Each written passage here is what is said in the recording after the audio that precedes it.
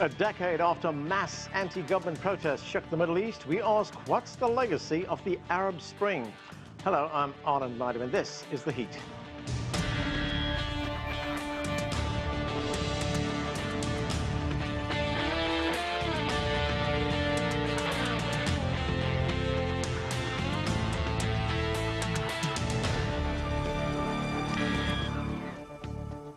Ten years ago, people power spilled onto the streets in nations across the Arab world, millions seeking to overcome decades of repression, poverty and inequality.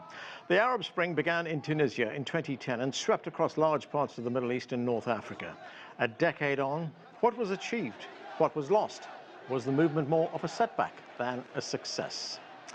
Well, to help us answer some of those questions, to look at the legacy of the Arab Spring, let's bring in our panel.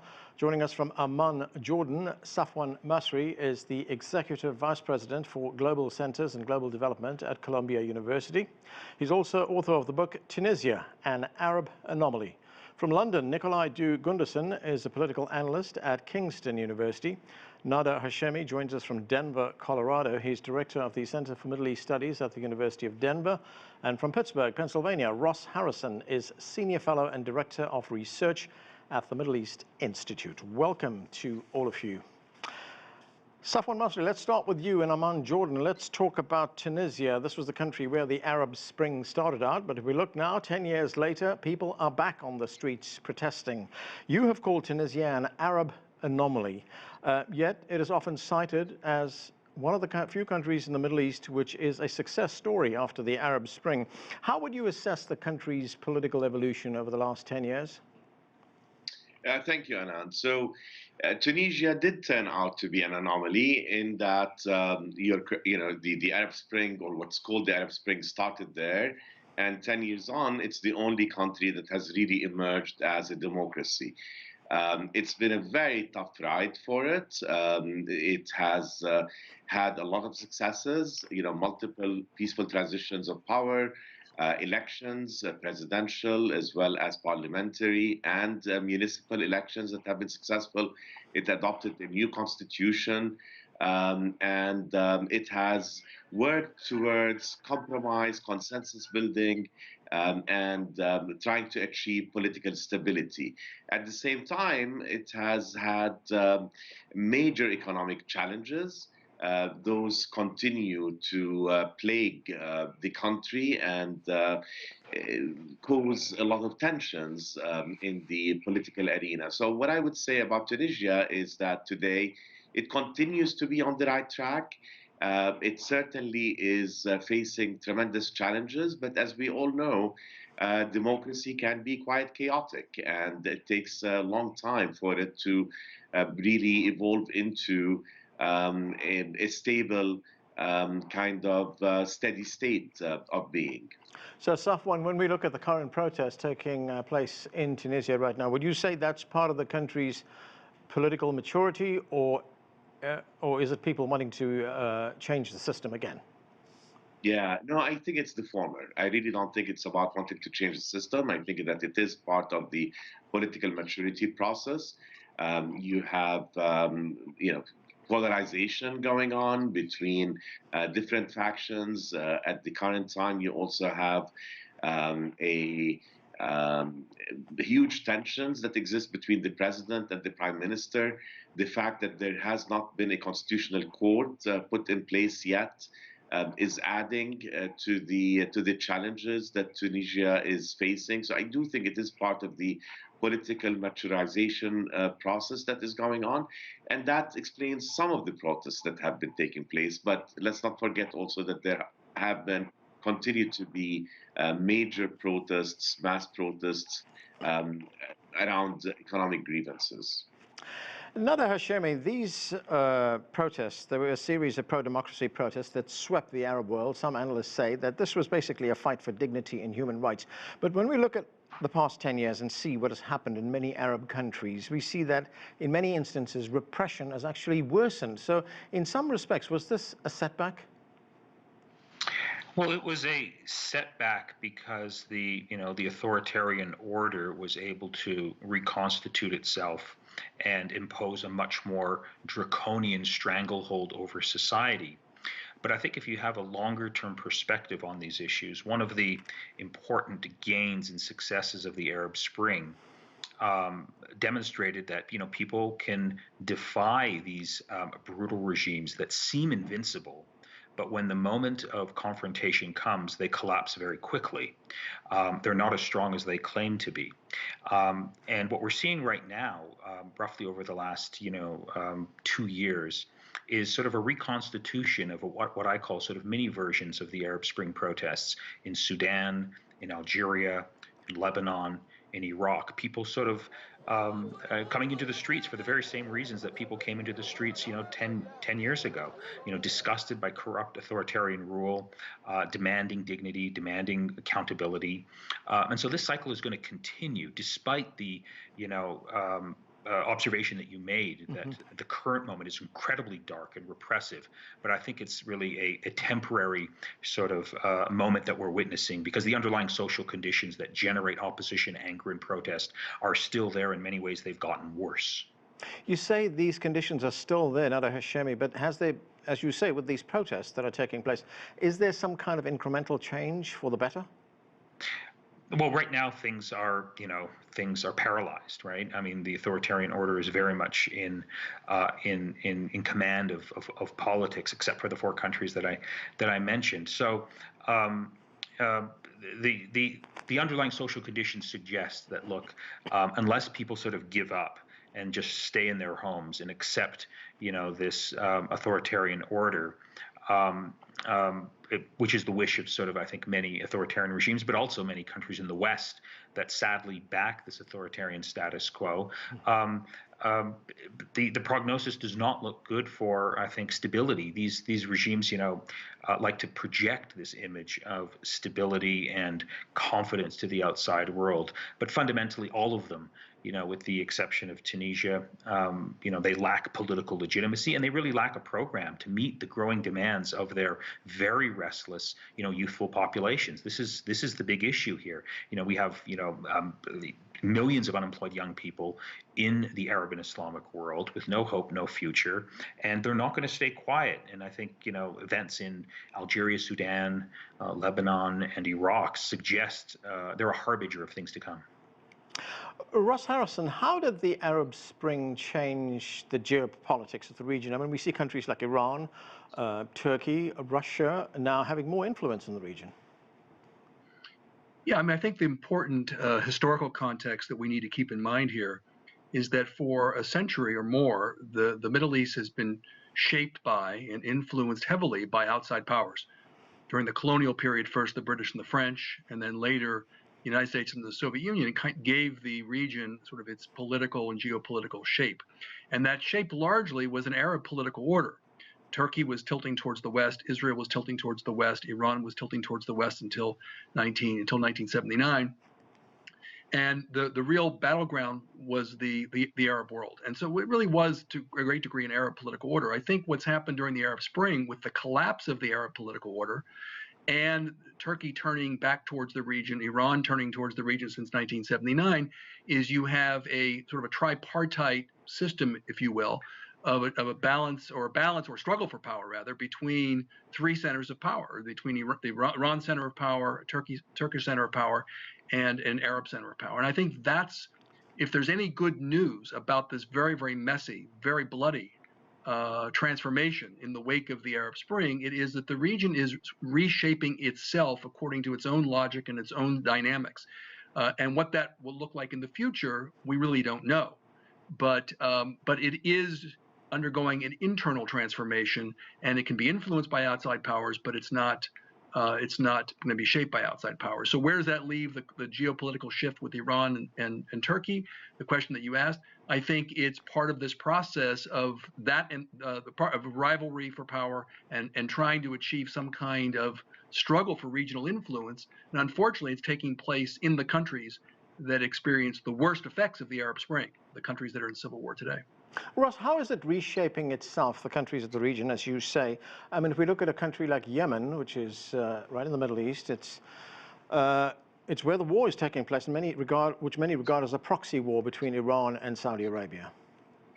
Well, what I mean by reshaping itself is that the civil wars in Yemen, in Syria, Yeah. in Libya, previously in Iraq, shaky political foundations in Lebanon, have drawn in, as you know, the major regional powers, all the major regional powers that we talked about a minute ago.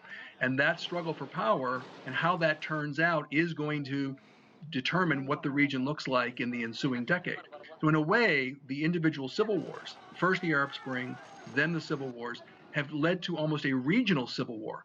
And that regional civil war is part of that internal driven transformation that I'm speaking of.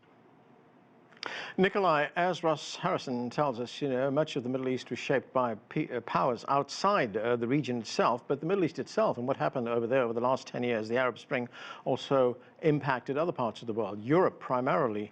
According to Forbes magazine, there was a piece in there which said that today Europe is open about admitting that it prioritizes political stability in the Middle East and North Africa over political freedoms. And it adds that European intervention in countries like Syria and Libya failed to bring about reforms. So 10 years later, is Europe now, as it adopted the position of saying we're hands off, we're not getting involved anymore?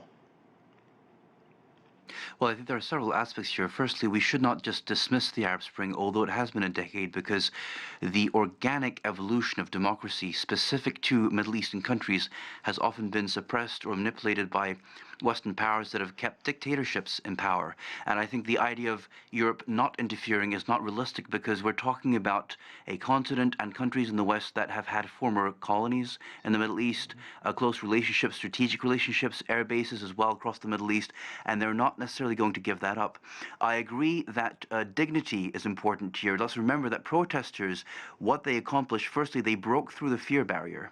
And that's a very important point to make, because the fear that people felt under dictatorship, I think, was very, very real. To break that barrier is an accomplishment. And from there, they were able to test how strong or not dictatorships actually were. One of the issues after that, of course, was the fact that certain countries like Egypt and others that saw the Arab Spring coming, although someone like Mubarak was overthrown, we see that under Sisi, Egypt has become even stricter, even harsher. So we see that dictatorships are fighting back, and in many cases, they still form strategic alliances with Western powers. So I would hesitate to say that the West is taking a step back. If the West were to actually do that, that might actually allow the Arab Spring to run a more natural course and for democracy to organically grow step by step. And we would have to expect that it would take quite some time, but it should be democracies that are specific to the cultures of the Middle East and the Arab world and not imposed by the West. Nicolai, but if we look at the perspective from Europe, the violence in the Arab world also sparked a refugee crisis for Europe, and to some extent that changed domestic politics in Europe. If we look at the domestic politics of, say, countries like France or Italy or Hungary or even Austria. So are European leaders a bit more wary now of getting involved there? To an extent, they may be wary of getting involved, but I also feel that some leaderships in Europe took advantage of the so-called refugee crisis for elections. They talked about how refugees were a threat. Again, there's the notion here that some European countries had a history of colonization, and now we see asylum seekers, refugees coming from former colonies in some cases. So there's this notion of, is Europe actually creating this crisis, blowing it out of proportion instead of helping people? I would argue that for countries that try to view refugees as a threat, if you can afford to build a wall, you can afford to be human and help people. Safwan Masri, there was an article in the publication Project Syndicate by the Nobel Peace Prize laureate Mohammed El-Baradei. He talked about the Arab Spring in that article, and he says an independent and active civil society is key. The need to stave off outside meddling and an incremental transition to democracy are all essential factors in if change is going to take place in the Arab world. And finally, he said those in power must be persuaded to get on board. Is that feasible? What are your thoughts on that? So, I mean, first of all, I could not agree more that having an active, thriving civil society is key to a democratization process. So is education. And those are two of the key factors that I identify in my book about Tunisia being an Arab anomaly as ingredients that have been in Tunisia for a long time and are missing elsewhere in the Arab world. And all you have to do is look, for example, at the difference between Tunisia and Egypt. In Egypt, you did not have any active civil society, you did not have any labor unionism that was independent of the state, but instead you had a very hegemonic army. And you see the result in Egypt and in Tunisia, where these dimensions are reversed. You see a process of democratization. So I do think that that is very, very important. But then the problem is that the authoritarian orders have actually survived in most of these countries, and they do not. They have a vested interest in ensuring that there is no active civil society. You know, Mubarak ensured, in the case of Egypt, during the 30 years that he was in power, that you didn't have active civic society, and thus, when Mubarak was brought down, there really was no room and no space for activism, for political maturity, and the choice came down to the military or the Muslim Brotherhood. And you know, we know what happened. We know what happened there. So I do think that these conditions are important, and with civic society and with education, let's not also forget the importance of women's role in society. And again, you know, that's a factor that I think helped Tunisia quite a bit, in that women, from the day that Tunisia became free of French colonization in 1956, one of the first things that happened there was giving women rights that are more advanced than they are in any other Arab country today in 2021. So when you have half the population also active and is able to participate in the political process, in the economic process, and in the social process, then you start seeing change.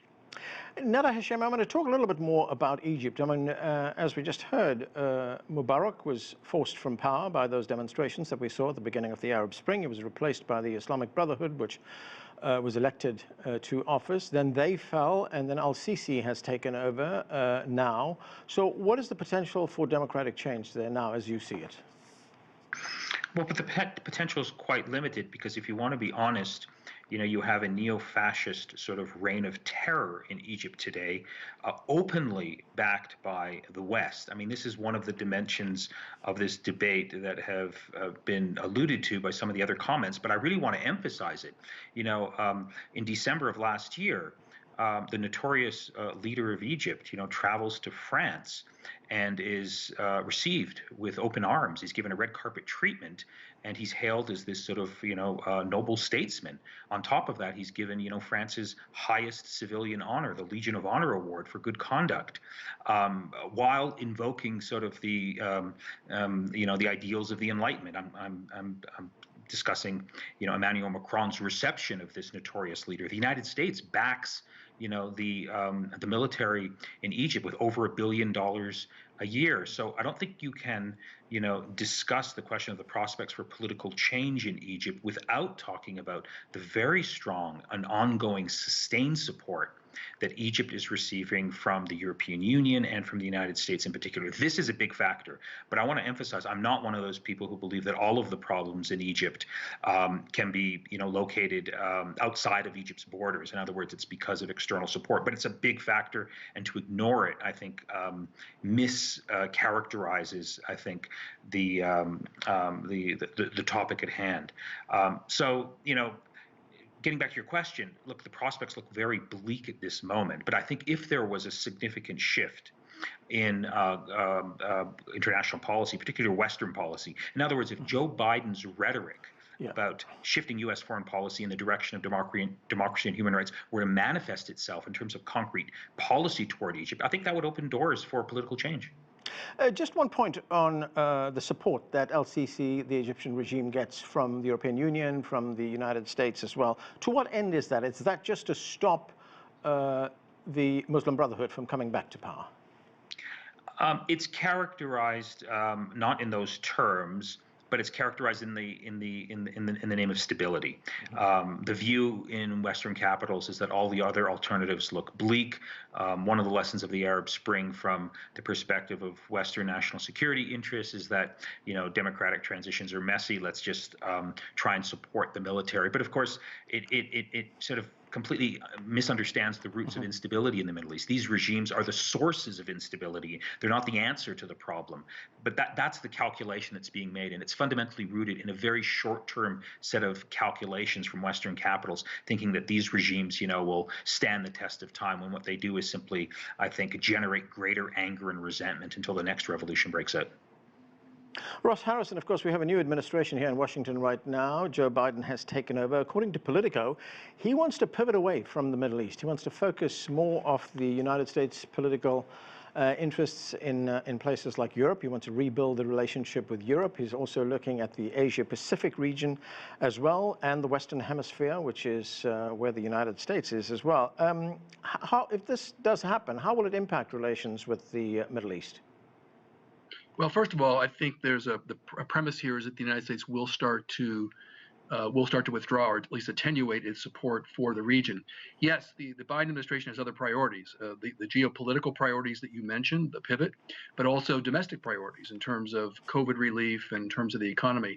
But I think the Biden administration also recognizes, particularly the players that are holdovers from the Obama administration, recognize that the U.S. does have significant strategic interest in the Middle East. There may be different types of interest than we had during the Cold War. As was mentioned earlier, what starts in the Middle East doesn't stay in the Middle East. It manifests itself in terms of refugee flows to Western Europe.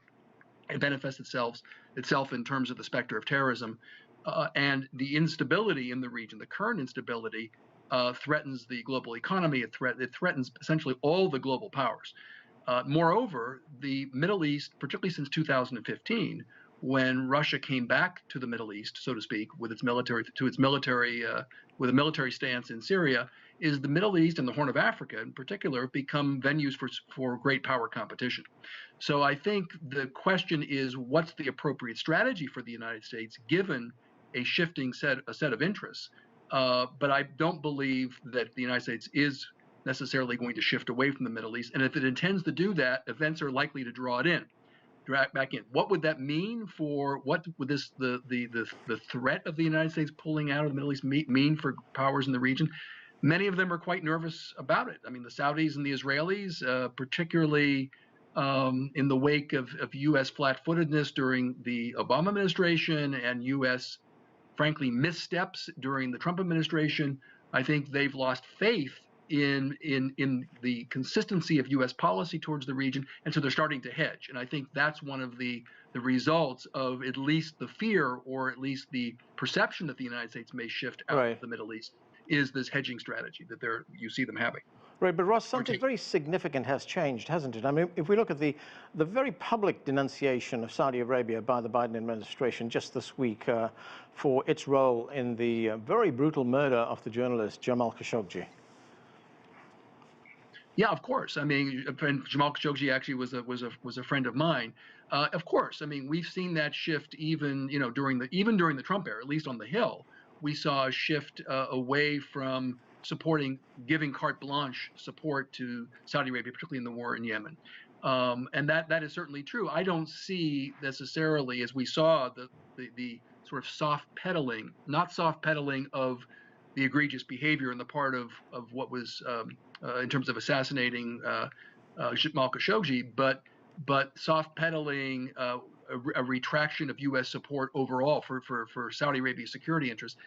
I see essentially a shift in what I'm sensing is a shift back to supporting our allies, but not supporting them carte blanche, and supporting behavior that will essentially advance the region towards stability, and not supporting behavior that only focuses on hostile activities against Iran and so forth. So I think what will happen is that the U.S. will not necessarily back away from its support for Saudi Arabia or Israel or the UAE, but more than likely will try to rebalance it so that the U.S. application of power doesn't make this current situation in the Middle East, which is quite unstable, even more unstable.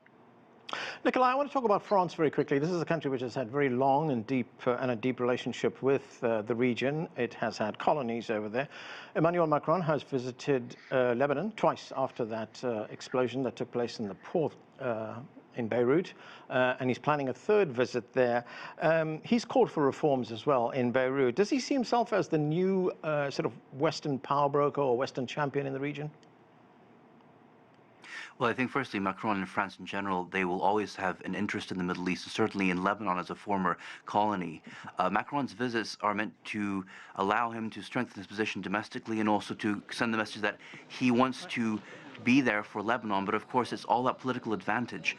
I think also going back to my colleague's statements about the United States, Biden may not be Trump, but Biden is still representing the United States, and the U.S. knows that if it tries to scale back too much in the Middle East, we're going to see the rise of possibly China, Russia, and the U.S. knows this. There are still strategic points that the U.S. wants to maintain within the Middle East. Mohammed bin Salman and the damning report of his assassination of Jamal Khashoggi and Biden's acknowledgement of that, along with willingness to talk to Iran, are all good starting points, but that does not mean that Biden is going to use only soft power or talk about human rights across the Middle East. He will still want to have security alliances across the Middle East, and I think most Western countries, they want this as well, including Macron. Safwan Masri, I've just got about a minute left. During the uprising in Egypt, Barack Obama, who was president at the time, he called on Hosni Mubarak to step down. And he does write in his memoir afterwards, he says that the response from other countries in the Middle East was pretty swift. In fact, there was one response from the UAE, the United Arab Emirates, and the leader there told the president at the time that the US could not now be trusted as an ally.